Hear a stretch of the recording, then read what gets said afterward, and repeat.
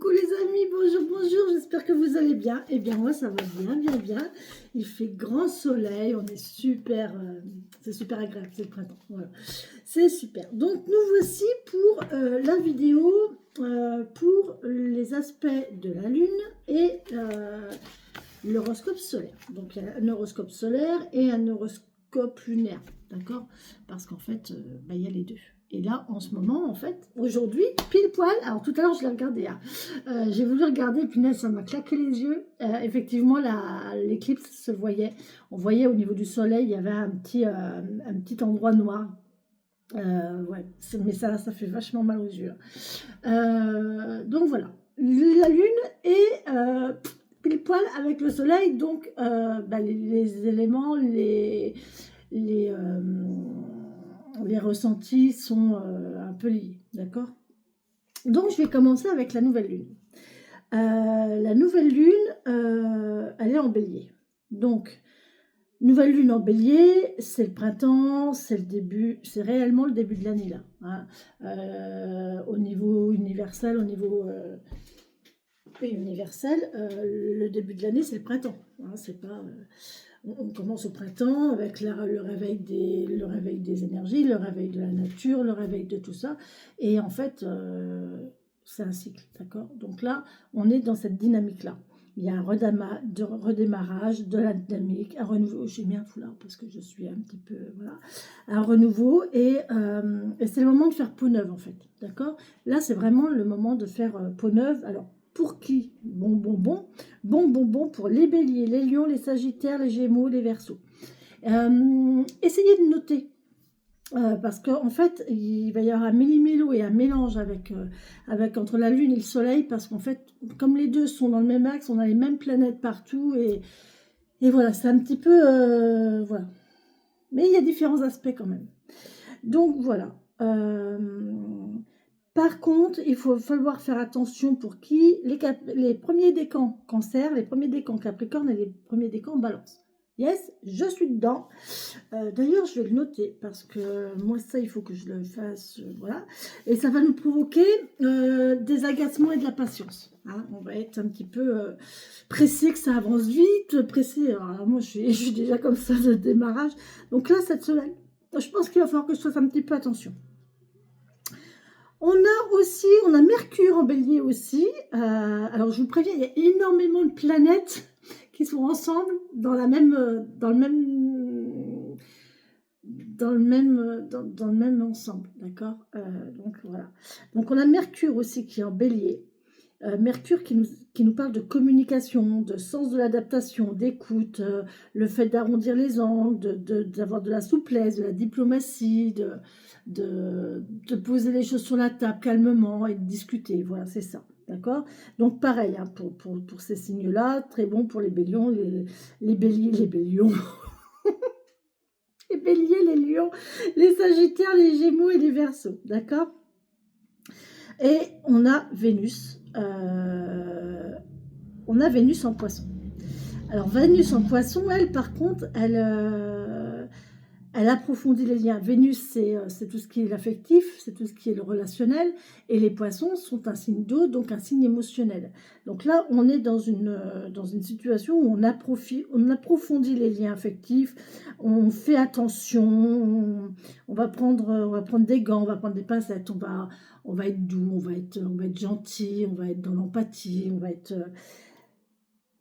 Et en fait, ça va un petit peu, enfin on en reparlera après parce que voilà, ça va faire qu'on va pas parler trop vite, d'accord? On va faire attention à ne pas parler trop vite. Ça va contrecarrer un petit peu Mercure, d'accord? Et voilà. Alors, il y a un gros morceau, il y a Neptune et il y a Pluton. Mais le truc, c'est que je ne sais pas comment vous le... Ok, bon. Alors, je vais le prendre dans ce sens-là. Jusqu'au 30 mars, non, le 30 mars, donc demain, à partir de demain, on a Neptune qui arrive. Et Neptune, c'est tout ce qui est inconscient collectif, d'accord? On en parlera, je vous en parlerai après. Et on a Pluton. Pluton qui nous parle de vision à long terme, des enjeux, de prévision, de futur. Hein. Pluton, c'est ça. Et là, on va dire que c'est bon pour les Verseaux, les Gémeaux, les Balances et les Sagittaires. D'accord? Donc, ces signes-là vont avoir une envie de se projeter, de faire des plans, de faire des projections, de faire des projets. D'accord? Ensuite, on a Uranus qui nous parle de créativité. D'imagination, on a envie de faire, on imagine des choses, enfin, on a vraiment envie. Et là, c'est bon pour les taureaux, les vierges, les capricornes, les cancers et les poissons. On a Jupiter qui nous parle de chance. Jupiter, très bon pour les Gémeaux, les Balances, les Verseaux, les Béliers, les Lions. Franchement, les Gémeaux et les Béliers, vous êtes vraiment très favorisés. Hein. En ce moment, c'est vraiment... Jupiter, et il nous permet de voir le positif des choses, d'accord? Ensuite, on a Mars qui nous parle d'action. Alors, Mars d'action, il est toujours dans les poissons et il nous parle il dynamise les cancers, les vierges, les taureaux, les scorpions et les poissons. Et ça, c'est pas mal. Donc, voilà pour la nouvelle lune. Alors, au sujet de Neptune. Au sujet de Neptune, alors il faut savoir que Neptune fait son tour en 165 ans. Ça veut dire que sur Terre, là, actuellement, il n'y a personne qui a dans son thème astral Neptune Neptune en bélier. Et il change tous les 15 ans. Il change de signe tous les 15 ans. Donc, vous voyez, c'est lent, hein. Il change de signe tous les 15 ans, Neptune. Et Neptune, c'est la planète de l'inspiration, de l'intuition, de l'inconscient collectif, de la porosité émotionnelle, du relationnel, de l'affectif. Vous voyez, Neptune, c'est un peu nébuleux, c'est un peu... c'est le brouillard, vous voyez, ce qui s'immisce entre tous, tout ce qui est... ça lie, mais sans lier, vous voyez, ça lie, mais sans lier, sans être concret, j'ai envie de dire. Hein. Donc c'est une planète très lente. Et son influence, elle n'est pas forcément flagrante, en fait. Mais elle impacte plus au niveau de la réceptivité. C'est comme... voilà, c'est ça, en fait. C'est comme vous savez, les petites pluies fines, là, quand il brouillasse, vous savez. Et à côté de ça, vous avez la grosse pluie limite la grosse pluie d'orage et tout. La grosse pluie d'orage, quand vous la prenez, vous êtes trempé, voilà, vous savez. Par contre, quand il y a une toute petite pluie fine, là, qu'on ne voit presque pas, on se dit, oh, ça va aller, hein, c'est bon, hein.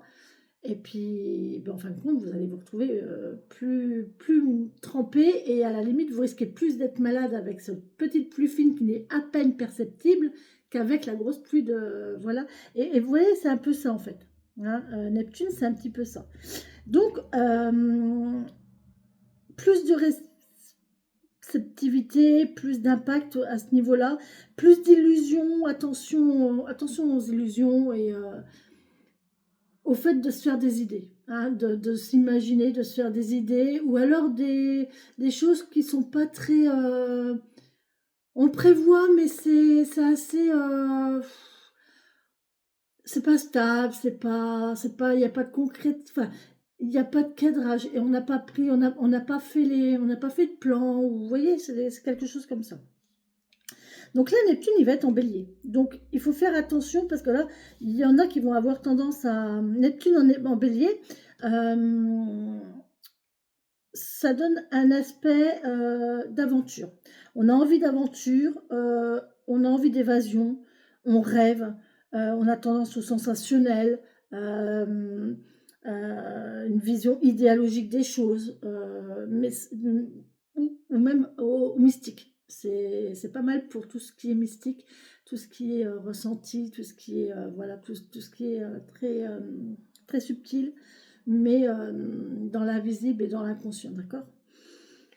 Donc, le risque dans les 10 prochaines années, c'est que nous soyons dans une situation de rêve, d'illusion,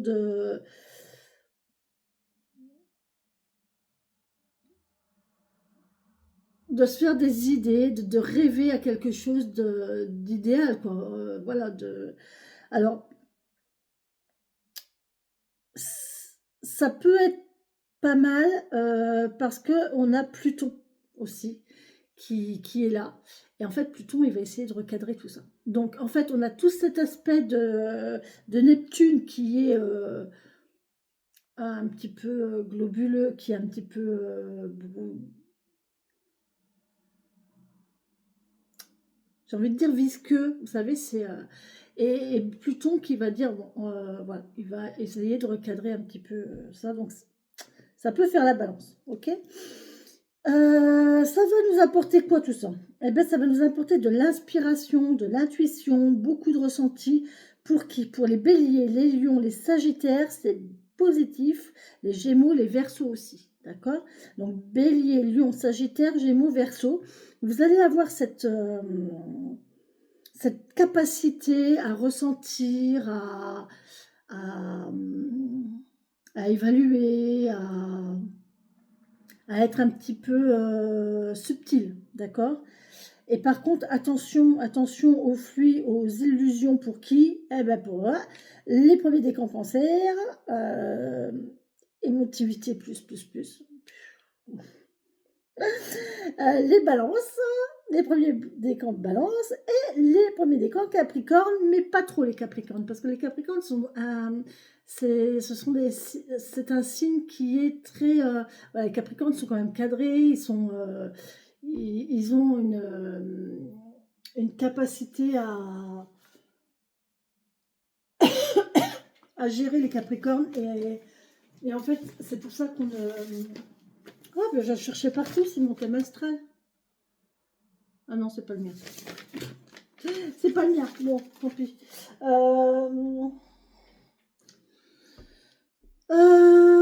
Donc voilà ce que je voulais vous dire à ce sujet.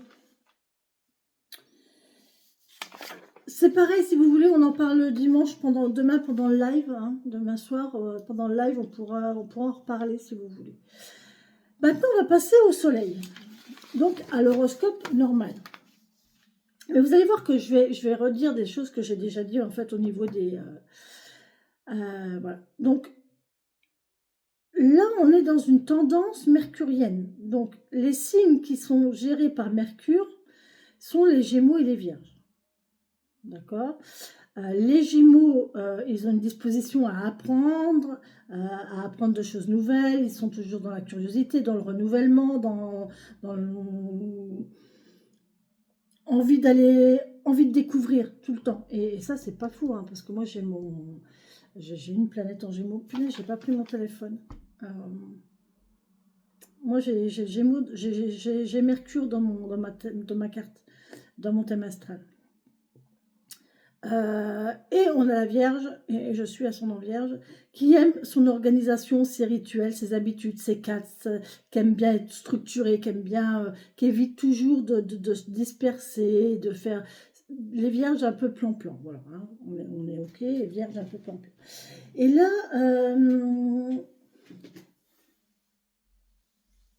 ça c'est l'ambiance actuelle, d'accord?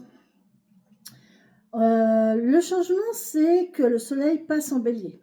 Donc le soleil est en bélier et il y a l'arrivée de Neptune, encore une fois. Vous voyez, Neptune en bélier, c'est un gros virage. Neptune, c'est l'idéalisation, le ressenti, la sensibilité, je viens de le dire, d'accord? Et bélier, c'est l'impulsion, c'est l'action, c'est la volonté, c'est l'initiative, c'est la force, c'est la puissance. Plus les énergies de Neptune, et ben en fait, ça fait que ça va faire que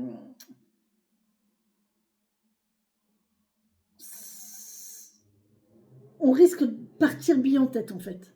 On risque d'y aller, de partir à l'action, sans avoir de cadre, sans avoir précisément d'objectif. Vous voyez, on démarre, on fait ça, mais on n'a pas forcément prévu, on n'a pas forcément anticipé. Ok? Donc voilà, ça c'est un petit peu une tendance qui risque d'y avoir. Ensuite, on a Uranus qui nous parle de renouvellement, de changement, de bouleversement. Et imaginez, alors écoutez bien, hein, parce qu'on a donc ce Neptune-là qui est tout ça, qui est cette nébulosité sans cadre, sans voilà, envie de partir, enfin, pas de, pas de cadre pour les choses. On a Uranus qui nous parle de renouvellement, de changement, de bouleversement, de révolution, de mutation, de transformation. Et en plus, on a Pluton qui nous parle de changements radicaux. Et tout ça, eh ben tout ça, c'est actuellement, quoi. Donc, quand on voit ce qui se passe actuellement, on voit que, en fait, on entre dans une ère de on entre dans une ère de mutation de société. Il va vraiment y avoir un changement sociétal qui va s'amorcer là, d'accord. On ne sait pas ce que ça va donner, hein, puisque évidemment, je vous ai dit, hein, Neptune, il n'a jamais été en bélier, donc on ne sait pas ce que ça va donner. Il y est allé déjà, et Pluton aussi, mais pas là, pas pour nous, hein, pour les générations d'avant, oui, mais pas pour nous. Alors, Neptune, il apporte au signe de feu pendant quelques années là. Il va être bon pour les béliers, les lions, les sagittaires, les verseaux, les gémeaux. Ça va apporter une ouverture vers des nouveaux mouvements, des nouveaux horizons, et on va voir les choses plus globalement, d'accord.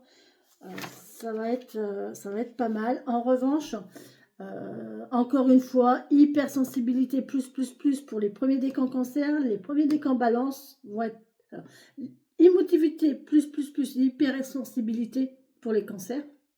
Premier décan cancer, c'est encore moi. Les balances, par contre, les premiers décans balance, par contre, eux, ça va être au niveau, ça va pas jouer au niveau de l'hypersensibilité ni de l'hyperémotivité, ça va se jouer dans le sens où ils vont être trop arrangeants. Les balances, ils vont dire oui à tout, ils vont dire amen, ils vont être d'accord, et peut-être les balances essayer d'être un petit peu plus d'être un peu plus posé et de pas forcément vous laisser avoir, quoi, d'accord. Et les capricornes, par contre, ils vont être pas trop impactés, parce que les capricornes sont déjà des signes très cadrés.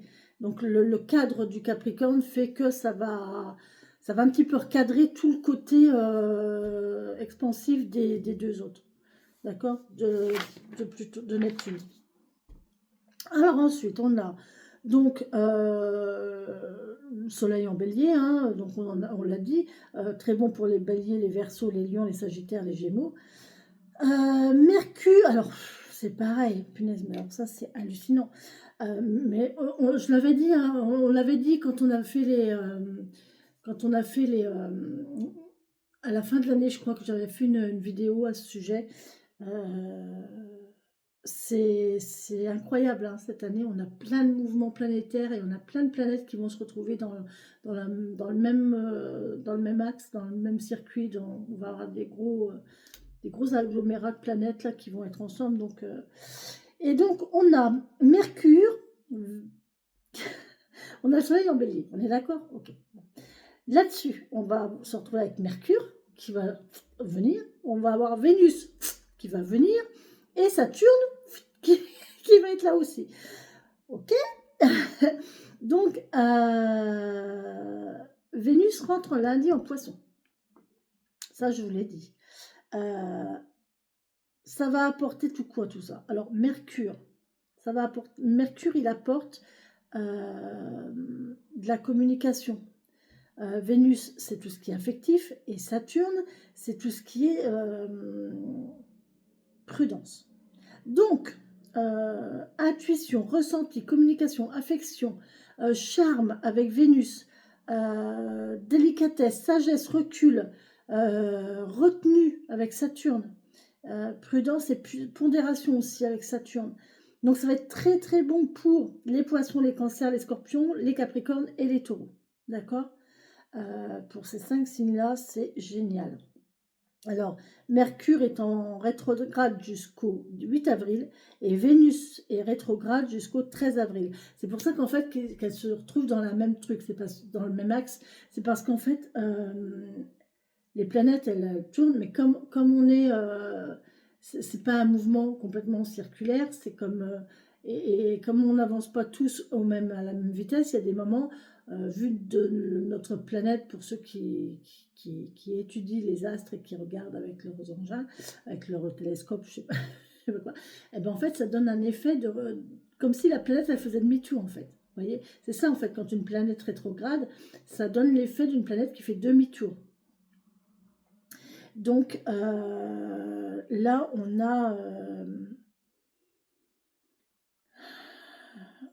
a cet aspect-là de plusieurs planètes qui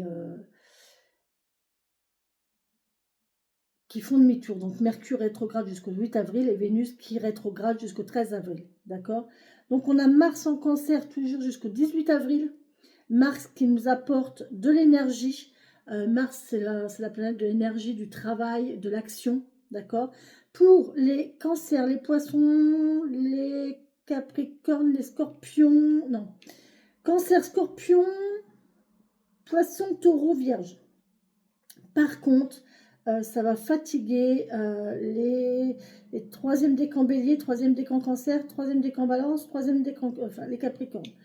Eux, il faut ces signes-là, troisième décan bélier, cancer, balance, capricorne, il faut essayer de lever le pied un petit peu avant de prendre des décisions. Voilà, parce que ça risquerait de coincer. On a aussi Uranus, Uranus qui nous parle d'avoir le côté pratique des choses, d'avoir de la créativité. Et Uranus va s'associer aux 3 autres planètes. Donc Uranus qui va s'associer à Mercure, à Vénus et à Saturne, il va rejoindre tout ça et parce qu'il rentre en Poisson aussi. Plus Mars à la fin du Cancer. Donc on va se retrouver avec Mercure, Vénus, Saturne, Uranus et Mars. Ces 5 planètes-là vont être ensemble. Donc, c'est une synergie pour les signes, très bon pour les signes d'eau et les signes de terre. Donc, c'est super bon pour les taureaux, les vierges, les capricornes, les cancers, les poissons et les scorpions. Et je suis contente. Et enfin, on a Jupiter en Gémeaux. Jupiter qui nous apporte la bonne humeur. Le sourire, la joie, la gaieté. Et donc, c'est très bon pour les Gémeaux, les Balances, les Verseaux, les Béliers et les Lions. Jusqu'au 10 juin. Pas mal, hein? Ces signes-là, jusqu'au 10 juin, cool la vie, hein? On va avoir la patate, on va avoir le sourire au moins. Hein, on va prendre les choses du bon côté. Et Pluton en Verseau, ben, c'est pas mal. Enfin, Verseau, Pluton qui arrive en Verseau aussi, donc les Verseaux, les Balances et les Gémeaux, faut faire attention de rester concentré. Hein. Pluton va a tendance à se disperser. Donc là, on va vous demander de rester un petit peu concentré. Par contre, les béliers, les sagittaires, on évite les projets à long terme. Voilà, c'est mieux. Et puis donc voilà, donc on a donc cet agglomérat là de Mars, de Vénus et de Saturne.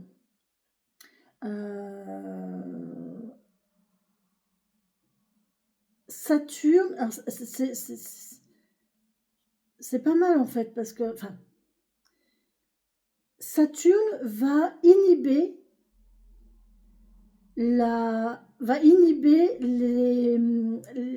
les influences de Mercure et de Vénus. Ce qui fait que Vénus est très dans le relationnel, très dans l'empathie, dans l'émotivité, tout ça. Et Saturne, du coup, ça va un petit peu cadrer ça. Et Mercure, qui est plus dans la communication, dans le verbal,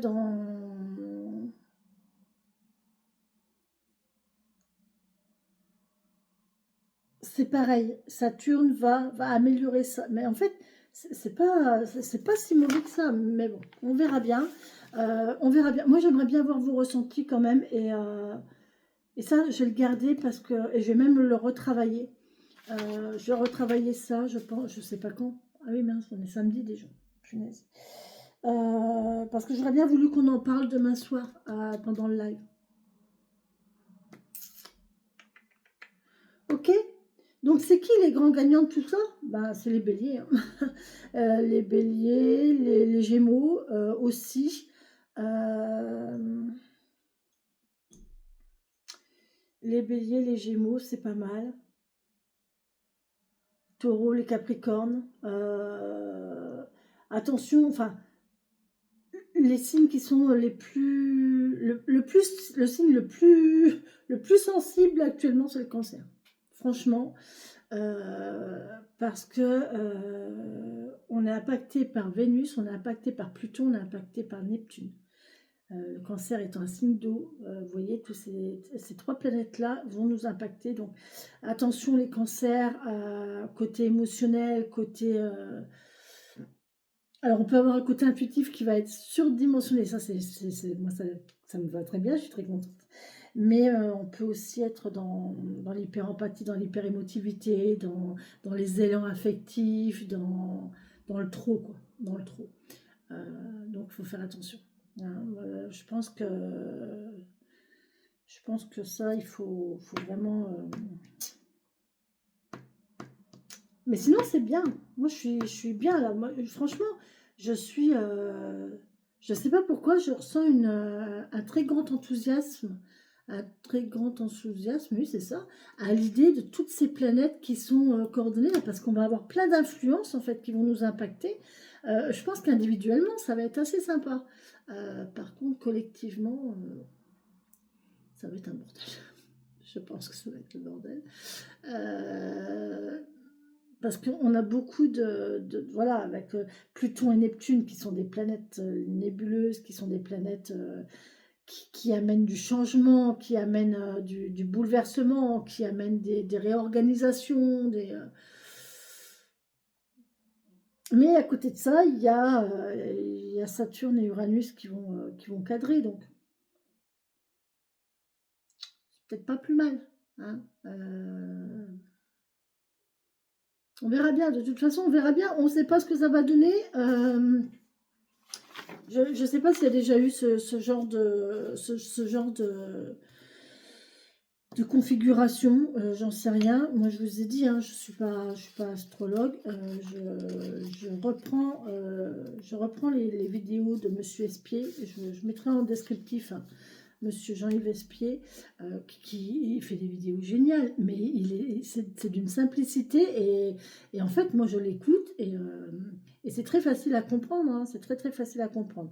Je fais la retranscription parce qu'il y a des gens qui me l'ont demandé, donc voilà, c'est tout, et ne vous inquiétez pas, je lui ai demandé, à partir du moment où lui, il fait ça pour transmettre, je crois qu'il n'envoie pas forcément...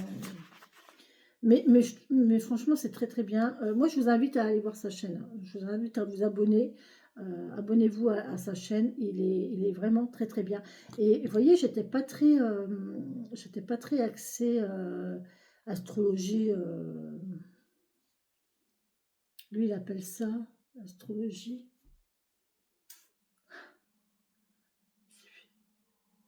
Je sais plus. Bref. Et en fin de compte, quand je vois là les aspects des planètes, quand je vois la conjoncture sociétale actuelle, et quand je vois mes propres ressentis et ce que je vis actuellement en étant cancer, premier décan cancer, avec en plus de ça mon ascendant et les planètes, ma Vénus et alors j'ai ma Vénus, je crois que j'ai ma Vénus en Gémeaux, ouais. Et j'ai Mars en... Je sais plus. Mais en fin de compte, mais je m'aperçois qu'en fin de compte, on n'a rien inventé. Vous voyez, pourtant, j'étais pas très ouverte à l'astrologie de chez nous. C'est pour ça que je me suis tournée vers l'astrologie taoïste. Mais là, je m'aperçois, enfin, là, c'est vraiment très intéressant. Là, c'est vraiment très, très, très intéressant parce qu'il y a beaucoup de choses, il y a beaucoup de choses qui s'englobent, qui s'emboîtent, et voilà. Mais ça, c'est mon côté, voilà, l'envie de découvrir, l'envie de découvrir toujours, toujours à chercher à chercher à faire peau neuve. C'est le côté Gémeaux et ça, c'est le côté.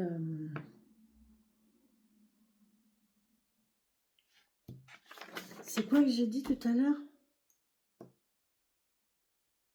Le côté émotionnel, ça je l'ai, il n'y a pas de souci, mais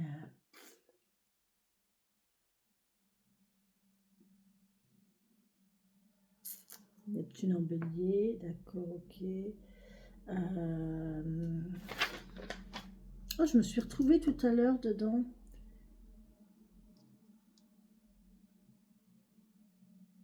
Ben, Gémeaux, voilà, c'est ça. Mon côté Gémeaux, en fait. Le fait de vouloir toujours apprendre, de vouloir toujours découvrir, du renouvellement tout le temps. Enfin, moi, je me renouvelle tout le temps.